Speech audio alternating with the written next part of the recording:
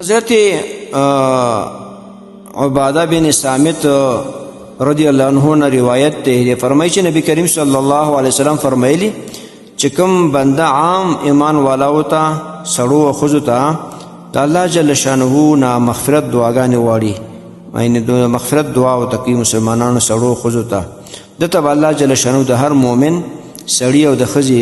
په حساب سره یو نیکی لیکل شي دې حدیث روایت تبرانی په معجم کبیر کې کړی دی. محترم مسلمانانو دې حدیث نه دا خبره معلومه شوه چې ته 5 وخته مثلا مونځ کوي او دعاګانې غواړي د مؤمنانو دپاره چې الله د مؤمنانو سړي او ښځو مغفرت نصیب کړي نو تا ته به الله جل شانه د هر سړي او د هر ښځې په مقابله کې یو نیکي درکولی شي.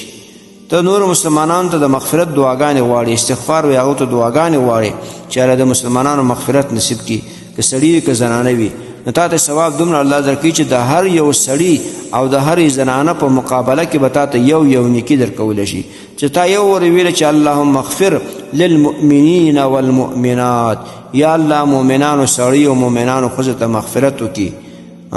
نو پر ژبه کې چې ته وایي نو الله به تا ته د هر مؤمن سړي او د ښځې په مقابله کې یو نیکي درکوي. د دې وجې نه محترم مسلمانانو ورونو د منځونو بعد ځان ته هم دعا غواړي مور پلار ته هم غواړي مسلمانانو ته هم دعاګانې غواړي چې الله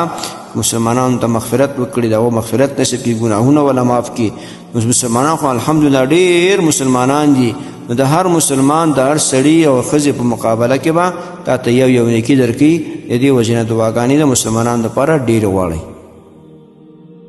محترمو مسلمانانو ورونو تاسو ته چې کوم روزانه د حدیث د مفهوم راځي